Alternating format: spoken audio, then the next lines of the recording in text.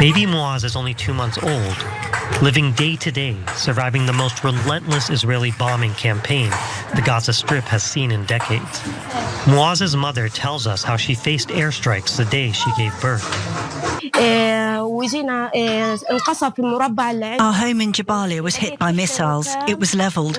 Being pregnant, I crawled from under the debris with my 1-year-old boy. We took shelter in a UN-run school where I gave birth to this child in one of the classrooms. Babies like Muaz and his mother struggle every single day as this ongoing war on Gaza continues, as the IDF's aerial bombardments continue to level major regions of the Gaza Strip.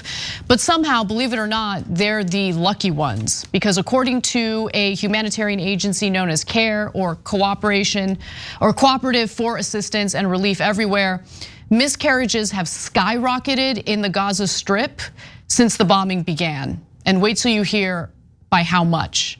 Healthcare workers report a 300% increase in the miscarriage rate among pregnant people in Gaza since Israel's attacks began 3 months ago, according to Nour Beydoun, who's CARE's regional advisor on protection and gender in emergencies. This was during a conversation with Jezebel. So she says that CARE has heard about significant weight loss among pregnant women due to the limited access to food, to proper nutrition, resulting in poor personal health and also in poor fetal and newborn health. Of course, that medieval siege that's taking place in the Gaza Strip, where it's difficult to get any humanitarian aid in, where clean water is also difficult to come by, is having a huge impact. And that's the World Health Organization is warning that without more aid, Gazans' essential needs will not be met. They haven't been met. And just 2 days ago, a UN official told CNN that the great majority of 400,000 Gazans characterized by UN agencies as at risk of starving are actually in famine, not just at risk of famine, thousands of whom are in fact pregnant women. But hunger isn't the only obstacle they face. As we've shared with you in previous reporting, there are no hospitals left that are fully functioning. There are a handful of hospitals that are barely functioning at this point, and it's due to a lack of fuel, due to the aerial bombardments that have damaged the structures. It's due to the lack of medicines coming into the country. And all the way back in October, the International Planned Parenthood Federation reported that more women were miscarrying or going into early labor from shock and stress under bombardment. Now the lack of supplies due to Israel's ongoing blockade has resulted in pregnant women struggling to carry healthy pregnancies, higher risk of infection and death after giving birth or having C-sections. Obviously, they also don't have, anesthesia, so they have to do these C-sections without the proper anesthesia that we obviously have access to in countries like the United States. And also it's leading to increased infant mortality due to limited resources. Amal Awadallah, executive director of the Palestinian Family Planning and Protection Association, says many C-sections and births are being performed without basic medical supplies or anesthesia and without any postnatal care. There's now so much risk of hemorrhaging and infections without the right tools and medicines. And Awadallah said that all pregnant women are now at severe risk of delivering in unsafe conditions, being put in situations where they are giving birth in cars, tents, and shelters. This is just monstrous. It's just absolute monstrous behavior by the Israeli government. At health centers, pregnant women are only admitted when fully dilated and are dismissed within a few hours after giving birth due to the overcrowded facilities and extremely limited resources. How are we okay with this? How is the United States, I know the people of the United States aren't okay with this. How does Anthony Blinken, how does Kirby, all these figures within the State Department under the Biden administration, how do they read these reports and see what's happening on the ground in Gaza and think, no, this is fine, we're gonna keep providing the support the Israeli government demands of us? Because they're inhuman, they don't care. All they care about is, where's my money coming from? Where's my power coming from? Who do I need to serve? Who do I, So our politicians are the worst. They don't care about any of us. They don't care about humanity. In my whole lifetime, I've never seen Republican or Democrat, anyone in the White House that cared about Palestinian lives. Never. They greenlight the brutal massacres 24/7. All right, so to give you a sense of context here, Hamas killed 36 kids on October 7th. Terrible, right? And now you might have seen some of the stories of babies being killed, etc. Right? That's 2 days in Gaza. And that's just on babies. I'm not talking about kids. I'm talking about babies. So when you talk about kids, over 10,000 kids have been killed. By the way, again, Intercepted a brilliant story about how American media is covering it. When it's Israeli kids killed, they call them children, babies, kids. When it's Palestinians, they call them minors, people under the age of 18, etc. Okay? No, they're kids. And so a lot of the kids are dying afterwards, even if they survive the pregnancy, because they're getting no health care at all. You know why? They go to the hospital and there's so many people that are dead and dying, they don't have time for babies and moms, etc. They don't have space, they don't have equipment, they don't have anything. They don't have food, they don't have medicine, they don't have. So now, if I just want to focus on the C-section for a second, because if you've never gone through a C-section or witnessed one, they take the guts out of the woman and put it on her chest as they take the baby out. Imagine doing that without anesthesia. Imagine amputating the limbs of literal children without anesthesia. That's also happening. Yeah, and imagine the infections you're gonna get when you don't have the proper equipment, etc. So, look guys, first of all, pro-life, I haven't seen one pro-life leader complain about all those dead kids, not one. There isn't a single pro-life leader in this country. They're all liars. 100% of them are gargantuan liars. They don't care about babies, they don't care about kids, they don't care about lives. When you have Muslim kids being butchered, they're like, bravo, go get him, Jesus is gonna come back. Because of their lunatic theories about end times theories.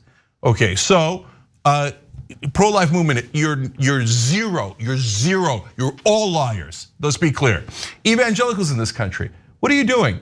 I mean, including the actual masses, the people, not just the leaders. What are you doing?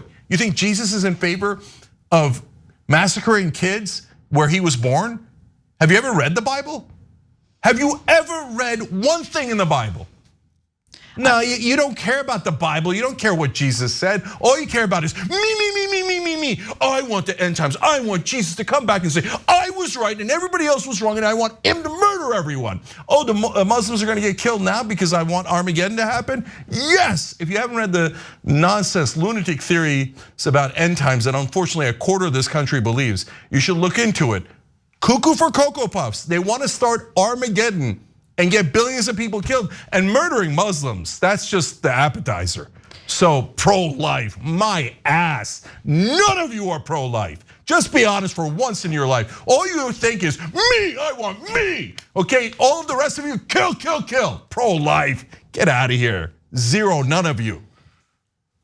If the babies are fortunate enough and the mothers are fortunate enough to survive these unbearable conditions during childbirth, they also have to deal with the lack of resources, including the food needed for their nutrition after that terrible birth. And so I wanna go to one more video here. Difficult to watch, so I wanna give you proper warning. Let's take a look. Baby Yara was born on December 25th. She's less than a month old. It is common knowledge that a woman giving birth should receive certain medication, vitamins, minerals, etc. The same applies to the newborn who needs nutrition. We received none, neither me nor my baby girl. She has not even been vaccinated. Even her name and date and time of birth were not recorded. Yara has an older brother, but absent from this picture is her father. He was killed in an Israeli airstrike, worsening her mother's stress during birth. I gave birth in uncharacteristic conditions, a sheltering center with many displaced people around me. I was lying on the floor with a bed sheet separating me from others. Look, it's just, the thing that really got me in that video is you see the little boy who doesn't have a father now, And you see him smiling, and it reminds you, like, kids are so innocent. Like that, they're not jaded by life yet. They're so innocent, and there's, you know, I can't stand seeing these images. And what you guys don't know is, as we work on these stories, as we produce these stories, I can't tell you how many quiet mornings I've had to myself where I'm just sobbing in front of my computer. It's so hard to like witness this, but it's even harder to like stomach the fact that our government in our names is supporting this, is helping the Israeli government carry this out. It's wrong, it's just wrong. I can't, there was a photo that's gone viral featuring the corpse of a little baby, little girl. And she's just, it looks like she's in a tent or something, and she's just laying there by herself. No one has claimed her body because her entire family has been killed. How do we support this? It's too much. Anyway. Let's be honest. Muslim lives don't matter. They don't matter at all. Look, when Hamas killed those 36 kids on October 7th, we were outraged. And if you weren't outraged, there's something missing with you. Kids are kids, whether they're Jewish, Muslim, or Christian. We have to protect everyone. But that's what decent people think. Now you got over 10,000 kids dead in Gaza. Our government doesn't care. Israel's celebrating it. And if you're one of the people who are saying, oh yeah, we had to kill all their kids. Sorry, not all, only 10,000. Imagine if Hamas had killed 10,000 Israeli children. We would be doing the exact same commentary, because human lives are human lives, children are children. Yeah. Israeli children are no different in my mind to Palestinian children. But like, that's the thing that gets to me, like, it's hard to accept the fact that people do see them as different. They do. And guys, that's the most depressing part of this. So last thing, to me, a human is a human. What difference, Jewish, Muslim, Christian, what difference does it make? We're all the same creature. To me, all that is just nonsense, tribalism. That a Jewish person and a Muslim person are identical. Our DNA is nearly identical. And in Israel and Gaza, they look almost identical, right? We're the same exact people.